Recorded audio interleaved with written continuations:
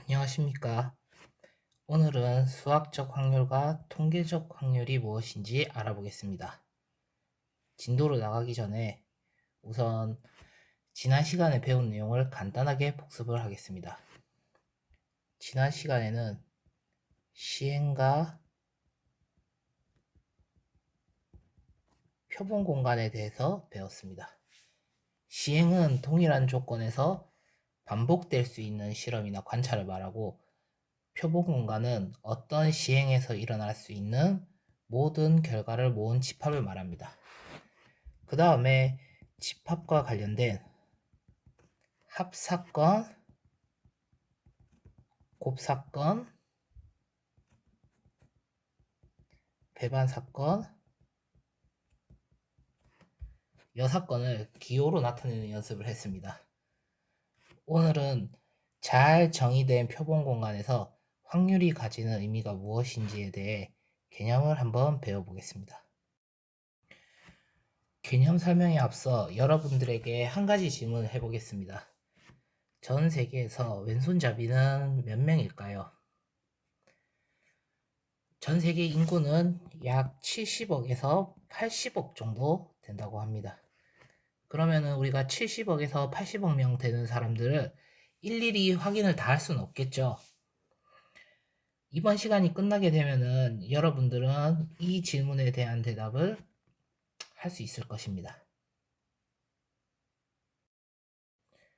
먼저 수학적 확률이 무엇인지 설명하겠습니다. 어떤 시행에서 사건 A가 일어날 가능성을 수로 나타낸 것을 A의 확률이라고 하며, 이것을 기호로 PA와 같이 나타냅니다. 이때 P는 probability의 첫 글자를 따서 지어졌습니다. 표본 공간이 S인 어떤 시행에서 각 근원 사건이 일어날 가능성이 모두 같은 정도로 기대될 때, 사건 A가 일어날 확률 P의 A는 다음과 같이 나타냅니다. 집합 S의 원소 개수분의 집합 A의 원소 개수. 즉, 표본 공간의 모든 원소 개수와 그 특정한 사건의 원소의 개수를 나눈 부분을 확률로 정의하고, 이것을 표본 공간 S에서 사건 A가 일어날 수학적 확률이라고 합니다. 예시를 한번 들어보겠습니다. 주사위를 던졌을 때 나올 수 있는 숫자는 1, 2, 3, 4, 5, 6이 되죠. 그럼 이것들은 근원 사건이 되고, 각 주사위 눈이 나올 확률은 6분의 1로 균등합니다. 이럴 때 우리는 사건 A에 관한 수학적 확률을 구할 수 있게 됩니다. 그래서 사건 A가 일어날 확률은 1, 2, 3, 4, 5, 6이 나올 모든 경우의 수분의 3의 배수인 3과 6이 일어날 개수 2개 나눠서 3분의 1이 나오게 되지요. 그렇다면 통계적 확률은 무엇일까요? 그 현실 세계의 실제 사건들은 각 근원 사건이 모두 같은 정도로 기대가 되지 않습니다. 예를 들어 비가 올 가능성, 야구 선수가 안타를 칠 가능성들은 정확한 수치를 구하기 힘들죠. 이럴 때는 최대한 많은 자료를 수집하거나 조사를 해서 그 통계적 확률을 구해야 합니다. 그래서 통계적 확률은 일반적으로 어떤 시행을 n번 반복할 때 사건 A가 일어날 횟수를 Rn이라고 하고, 이때 시행 횟수 n이 한없이 커짐에 따라 그 n분의 Rn이라는 상대도수가 일정한 값에 가까워질 때 이 값 P를 사건 A의 통계적 확률이라고 합니다. 그 통계적 확률을 구할 때 실제로는 시행 횟수를 n을 한없이 크게 할 수 없습니다. 왜냐하면 현실적인 문제가 있겠죠. 그래서 우리는 n이 충분히 클 때 상대도수 n분의 Rn을 통계적인 확률로 생각합니다. 이때 왜 그렇게 되느냐?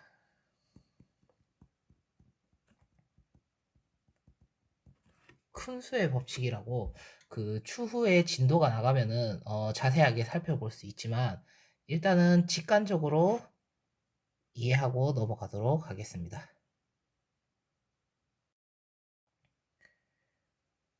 그 어떤 사건 A가 일어날 수학적 확률이 P일 때 시행S N을 충분히 크게 하면 사건 A가 일어나는 상대도수 N분의 R에는 P에 충분히 가까워진다는 것이 알려져 있다. 이게 무슨 말이냐면은 우리가 주사위나 동전을 던진다고 치면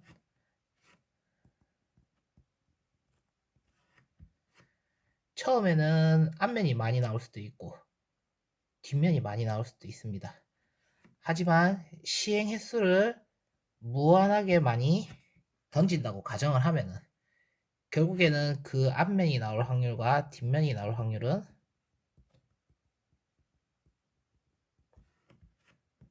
2분의 1로 일정해지겠죠.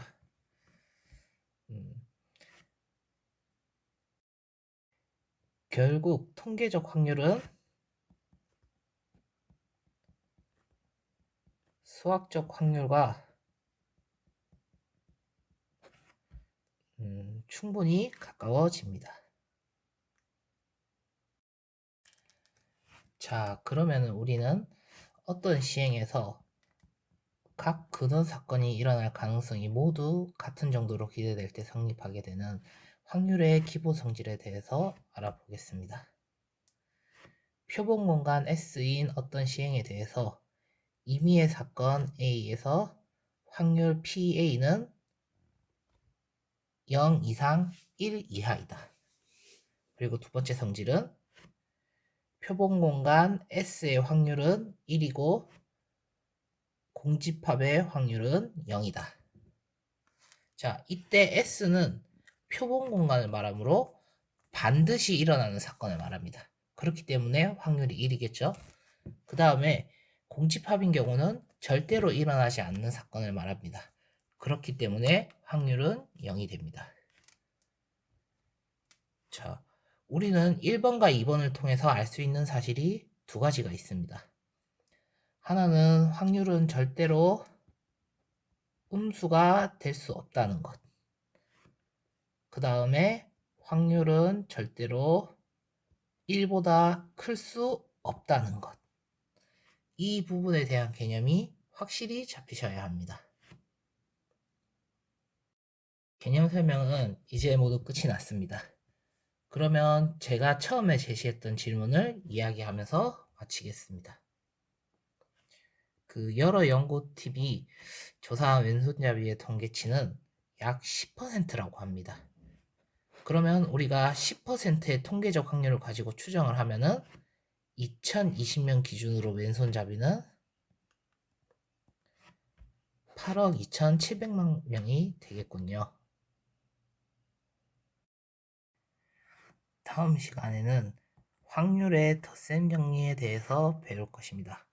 그렇게 된다면 우리는 각 사건들의 연산이 어떻게 되는지에 대해서 알 수 있게 되겠죠. 모두 고생하셨습니다.